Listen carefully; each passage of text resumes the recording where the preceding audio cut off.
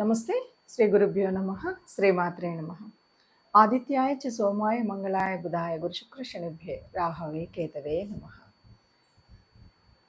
మనం ఈ ఖగోళ శాస్త్రంలో రకరకాలుగా గ్రహాలు మారుతూ ఉంటాయన్నది తెలుసు. అయితే జ్యోతిష్యానికి వచ్చేసరికి మనందరం కూడా ఎప్పటికప్పుడు మన యొక్క స్థితిగతుల్ని తెలుసుకోవడం, మనం రాసే మార్పుల వల్ల, గ్రహ మార్పుల వల్ల రాసుల్లో జరిగేటువంటి మార్పులు చేర్పులు ఏముంటాయో అది మనం తెలుసుకుంటాం. ఇంతకీ ఈ గ్రహమాలిక యోగం ఎప్పటి నుండి ఎప్పటి వరకు అంటే ఇప్పుడు 2024 ఆగస్టు 27వ తారీఖు నుండి, ఆగస్టు 27 నుండి సెప్టెంబర్ 4 అంటే దాదాపు కేవలం 9 రోజులు మాత్రమే ఈ గ్రహమాలిక యోగం కనబడుతుంది. ఈ 9 రోజులకు అంత ప్రత్యేకత ఉంది అంటే, ఏదైనా మంచి చేయాలంటే మనము ముహూర్తం ఎందుకు చూసుకుంటాం? ఆ మొదటి రోజు వల్ల కదా. ఈ ముహూర్తం సర్వకాలం ఉండదు కదా. ముహూర్తం మంచిదైతే తర్వాత చేసే పనులన్నీ మనకు శుభంగా వర్ధిల్లుతాయి. అందుకని ఈ 9 రోజుల కాలంలో ఈ గ్రహయోగము అనేటువంటిది, ఈ యోగం ఉంది కదా, ఈ గ్రహమాలిక యోగం యొక్క ఫలాలు మనకు సిద్ధించాలంటే మనం చేయాల్సినవి అంటే ఈ రకంగా మనం ఎలా వడిసి పట్టుకోవాలి అనేటువంటిది మనం ఆలోచించాలి. జ్యోతిష శాస్త్రంలో మనం ఎప్పుడూ కూడా మన యొక్క రాబోయే స్థితిగతులను తెలుసుకోవడం అనేటువంటిది జన్మకుండలి ద్వారా మనం చేసేటువంటి పని. అయితే గ్రహాలు మారుతూ ఉన్నప్పుడు గ్రహ సంచారం వల్ల గోచార స్థితి ఏర్పడుతూ ఉంటుంది. ఆ గోచారం వల్ల ఒక్కొక్కసారి ఒక్కొక్క రకమైనటువంటి యోగాలు ఏర్పడుతుంటాయి, అవయోగాలు ఏర్పడుతుంటాయి.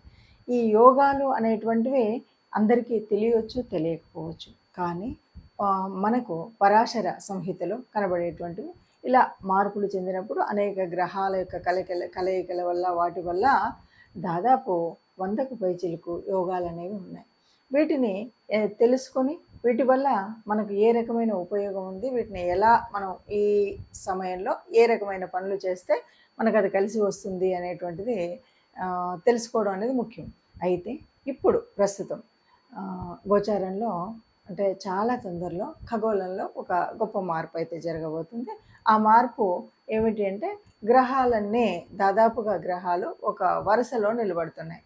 ఈ వరుసలో ఉండడం అంటే మనకి ఎలా కనపడుతుందంటే, ఒక పూలన్నీ కలిపి కడితే వచ్చేటువంటి మాలలాగా ఉంటుంది. అందుకని దీన్ని మాలికా యోగము అంటారు.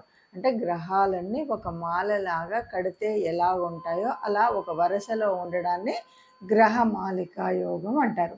ఈ గ్రహమాలికా యోగం ఎక్కడ నుండి ఎక్కడి వరకు జరుగుతుంది అంటే, ముఖ్యంగా మనకి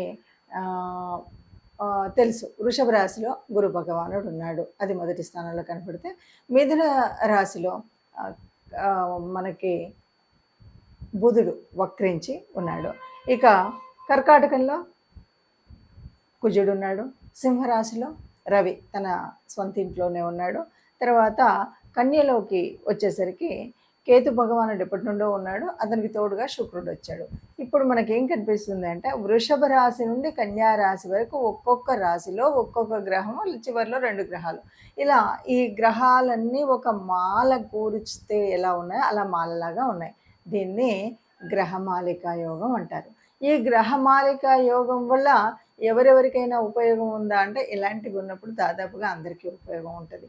అందరికీ ఉపయోగం ఉన్నప్పటికీ అది అందరికీ తెలుసు, తెలియకపోవచ్చు.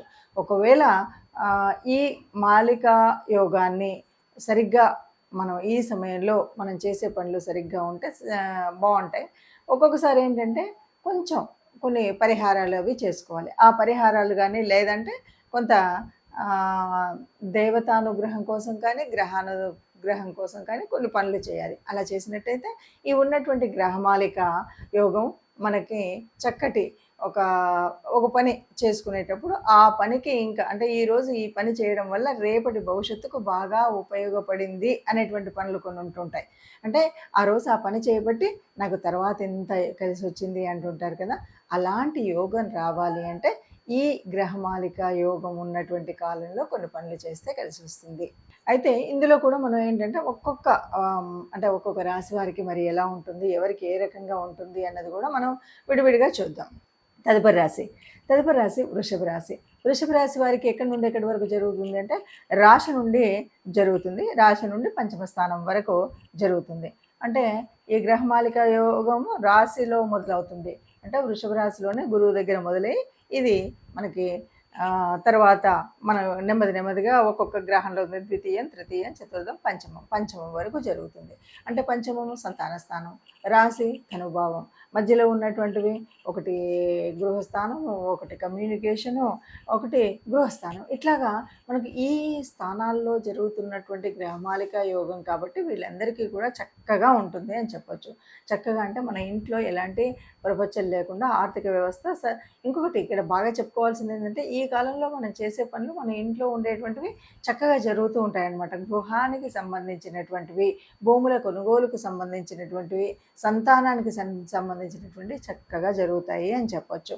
మొత్తంగా అంటే ఎప్పుడు కూడా తన అనుభవంలోనే గురువు ఉన్నాడు అంటే నీ ఆలోచన స్థితి, మేధాస్థితి అంతా కూడా ఎలా ఉంటుంది, కొత్త ప్రణాళికలు వేసుకోవడానికి, కొత్తగా ఆలోచించడానికి చక్కటి శక్తివంతమైన నిర్ణయం తీసుకోగలుగుతారు.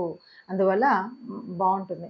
ఇక ద్వితీయంలో ఉన్నటువంటి బుధుడు వక్రించాడు అంటే బుధుడు వక్రించినప్పుడే మనం చెప్పుకున్నాం. వక్రగతిలో ఉన్న బుధుడు ఏంటంటే ఇంతకుముందు తాను ఇవ్వనప్పుడే ఈ వక్రస్థితిలో వెనక్కి వస్తాడని. కాబట్టి ద్వితీయంలో కూడా చక్కగా ఉంటుంది. ఆర్థికంగాని వాక్స్థానం కాబట్టి చక్కగా మీరు మాట్లాడేటువంటి మాట తీరు కానీ చక్కగా ఉంటాయి. దానివల్ల మంచి ఫలితాలు వస్తాయని చెప్పచ్చు.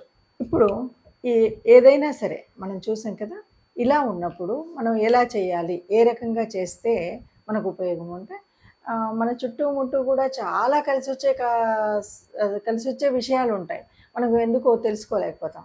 ఇప్పుడు మనం తెలుసుకున్న దాన్ని బట్టి ఇప్పుడు గ్రహమాలిక యోగం ఉంది కాబట్టి మనం ఈ పని చేస్తే బాగుంటుంది, ఈ పని వల్ల మనకి ఇలాగ ఉంటుంది అంటే ఈ గ్రహమాలిక యోగం నేనున్నటువంటి నా రాశి నుండి ఇన్నో స్థానంలో ఉంది, 5వ స్థానంలో ఉంది, 6వ స్థానంలో జరుగుతుంది, 7 నుండి 9 ఇలాగా మనకి తెలుస్తుంది. కాబట్టి ఇలా తెలిసినప్పుడు ఈ గ్రహాలు ఈ రాసులలో ఉన్నప్పుడు మనకి ఈ గ్రహాల వల్ల కలిగేటువంటి ఉపయోగమైనటువంటి పనులు ఏమున్నాయి, దాన్ని మనం ఏం చేయొచ్చు, ఏం చేస్తే జీవితంలో ఇక సుస్థిరంగా ఉండడానికి కొంత మంచి జరిగేటువంటి అవకాశం అయితే ఉంటుంది.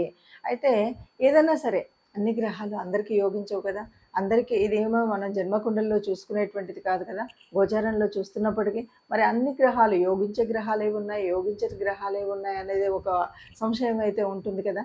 ఎప్పుడూ కూడా అన్ని గ్రహాలు యోగించినప్పుడు మరి ఈ యోగించనివి కూడా ఉండి గ్రహమాలికలో ఉంటే ఏమవుతుంది, అలాంటప్పుడు మనం చేయాల్సినటువంటి పరిహారం ఏదైనా ఉందా అంటే తప్పకుండా మనం చేయాల్సిన అతి ముఖ్యమైనటువంటి పరిహారం మొట్టమొదటిది ఏంటి అంటే మనం తప్పనిసరిగా నవగ్రహ మండపానికి వెళ్ళాల్సిందే. నవగ్రహ మండపానికి వెళ్ళి ఇక్కడ మరి చూడండి తెలియకుండానే ఈ గ్రహమాలికలు ఎవరెవరు ఉన్నారు, గురు భగవానుడు ఉన్నాడు, చివర శుక్రుడు ఉన్నాడు. అంటే గురు శుక్రులు అనగానే మనకు ఎన్నో రకాల పుణ్యాలను ఇచ్చేటువంటి గ్రహాలు ఈ రెండు. ఈ ఇద్దరి మధ్యలో మిగతా గ్రహాలు ఉన్నాయి. కాబట్టి దాదాపు మంచినిచ్చేటువంటి వాళ్ళే, కానీ కొన్నిసార్లు మనకు యోగించినటువంటి పరిస్థితి ఉంటే కూడా మనం ఆ ప్రాప్తాన్ని పొందాలి అంటే మనం మన గురువు భగవానుడు మొదలు బుధుడు వక్రించి ఉన్నాడు ఆయన, తర్వాత కుజుడు, రవి, శుక్రుడు, కేతు భగవానుడు వీళ్ళందరూ ఉన్నారు. వీళ్ళందరినీ ప్రార్థించాలన్నమాట. అంటే ఏం చేయాలి, నవగ్రహ మండపానికి వెళ్ళి మనకు ఉన్నటువంటి నవగ్రహాలని, రాహుకేతు భగవాళ్ళని వీళ్ళందరినీ అంటే ఈ 9 మందిని మనం పూజించడం, లేకపోతే నవగ్రహ ప్రదక్షిణ చేయడం. ఇది మరి ఈ జరుగుతున్నటువంటి కాలం అంటే మనకి ఆగస్ట్ చాలా ఇది తక్కువ కాలం, అతి తక్కువ కాలం అయినప్పటికీ కూడా అంటే ఆగస్టు 27న మొదలయ్యి ఇది దాదాపు సెప్టెంబరు 4 వరకే. అంటే మనం చూస్తే కనుక దాదాపు 9 రోజులు కూడా లేనటువంటి సమయం ఇది. అంత ఉపయోగం అంటే తప్పకుండా ఈ నవగ్రహాలు మనకు కలిసి వస్తే ఈ 9 రోజులు యొక్క ఈ గ్రహమాలిక యోగం వల్ల మనకు జీవితకాలంలో మంచి జరిగేటువంటిది చాలా ఉంటుంది. అందువల్ల ఒకటి నవగ్రహ ఆరాధన. ఇక రెండవది విష్ణు భగవానుడి ప్రార్థన.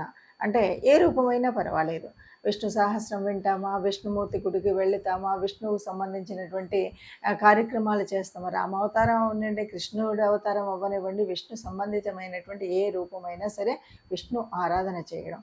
ఇక మూడవది గోమాత, గోశాల. ఈ 2 గోశాలలో సేవ చేయడం, గోమాతకి గ్రాసం అందించడం. ఇలాగా గోమాతకు సంబంధించినటువంటి ఏదైనా పూజ చేస్తాము, గోమాతకు సంబంధించిన లేకపోతే గ్రాసం ఇవ్వడంతో పాటు కొన్నిసార్లు గోమాతలను ఎవరికైనా మనం పెంచే వాళ్ళకి ఇవ్వడం ఇలాంటివి ఉంటాయి కదా. ఇవి ఏవైనా చేయొచ్చు. అంటే మొత్తంగా మనం చేయాల్సిన పరిహారంలో 1 నవగ్రహ ఆరాధన, 2 విష్ణు ఆరాధన, 3 గోమాత ఆరాధన. ఈ 3 చేసినట్టయితే ఎవరికీ కూడా అనుకూలించిన గ్రహాలు ఈ గ్రహమాలలో ఉన్నప్పటికి కూడా ఇది బాగా యోగించే స్థితి అయితే ఉంటుంది. ఈ ఈ సమయం ఈ 9 రోజుల్లో అందరికీ మంచి జరగాలని కోరుకుందాం. అందరికీ కూడా ఈ యోగము ప్రతిఫలించేలాగా చైతన్యవంతంగా వీరి దీంట్లో ఉండాలని కోరుకుందాం. అందరూ బాగుండాలి, అందులో మనం ఉండాలి. సర్వే జనా సుఖినో భవంతు.